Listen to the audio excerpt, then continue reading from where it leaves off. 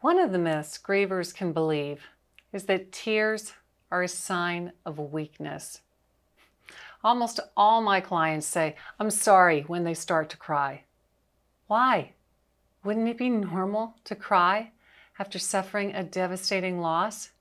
Yet we feel embarrassed or weak when we cry, so we apologize. How many times have you apologized for your tears since you lost your loved one?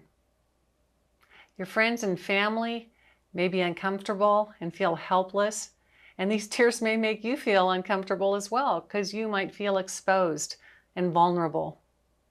Everyone's uncomfortable, but please, my friend, don't let that stop you from openly mourning.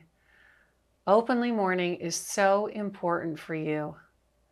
Remember in a previous episode how we talked about having to express all emotions, and crying is part of that. Now, I didn't say this was going to be easy. Some of us are really uncomfortable with crying in front of others. I know I am. I remember going to church after Mark died, and we were always there together and serving together. And his absence was really deeply felt and apparent whenever I was there. A few times I thought I was doing okay, and then in the middle of the service, I just started sobbing. I was so embarrassed, but I couldn't stop the tears. And a woman came over and just held me. That was really hard to allow her to comfort me because I'm the one who likes to comfort others.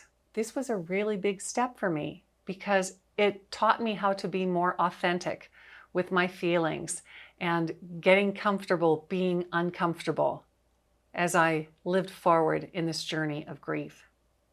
Now, I'm not saying that we should be crying everywhere all the time, although there can be times and days like that for sure. There are situations where we may need to keep it together to function, but not all the time. And we also have to be careful with who we trust those feelings and tears to. I want you to consider how you can create a safe place for you to cry on your own as well, especially if you're really trying not to cry and you're holding yourself back. My best cries were in a special blanket someone gave me shortly after Mark died. I did so many of my cries at home in my bedroom. And I held on to that blanket like a toddler hangs on to their security blanket. I would cling to it and just sob and sob into it. I would wrap it around me and cry. And I'd actually sleep with it. I actually did that for a long, long time. I would sleep with my arms wrapped around it. Kind of felt like I was hugging my husband. For some reason, that brought me comfort. What might bring you comfort as you cry? We can't talk about tears without talking about grief bursts. You may never have heard the words, but believe me, you've probably experienced it. Some people like to call them grief attacks. So you're walking in the grocery store and you see your loved one's favorite food or something that reminds you of them, and you just lose it and burst into tears. It comes out of nowhere and blindsides you. So you might run out of the store without getting your groceries. You just take off. Sometimes you know there's going to be a situation that's going to be difficult, like my going to church, for example. But grief bursts come up completely unexpectedly. So here's what I'd like you to know about grief bursts. First, they are a normal part of the grieving process, and they are going to happen. And if they do, you can run out.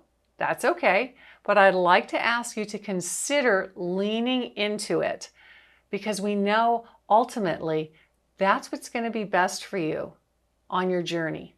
I tell my clients, instead of saying, "I'm so sorry," or running out, you could say, "I'm crying because my husband just died and something just reminded me of him. This really sucks." You're educating people about grief when you do this. And you're educating your friends if this happens around them. One time I was on vacation with my friends and we were in this beautiful isolated area sitting on these big rocks overlooking the ocean. We were having a wonderful time, and all of a sudden I just started bawling.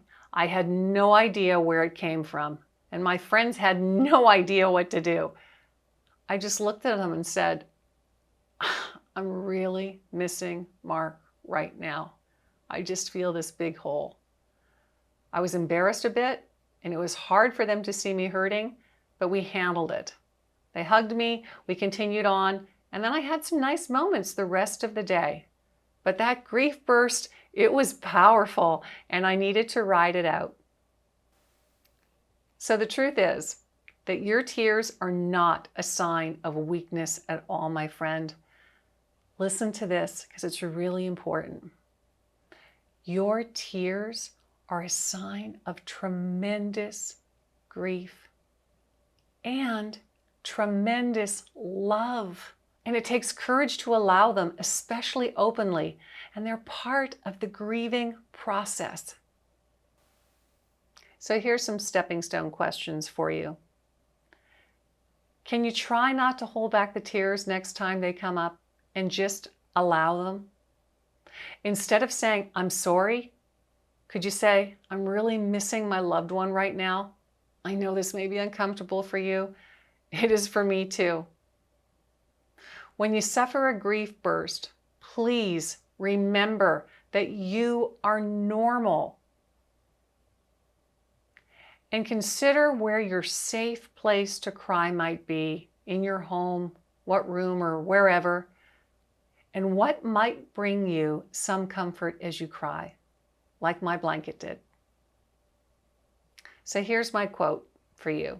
William Shakespeare said, "Tears water our growth." And it's true when it comes to grief. There is a sacredness in tears. They are not the mark of weakness, but of power. They speak more eloquently than 10,000 tongues. They are messengers of overwhelming grief and unspeakable love. Washington Irving said that. And finally, don't be ashamed to weep. 'Tis right to grieve. Tears are only water, and flowers, trees, and fruit cannot grow without water. But there must be sunlight also.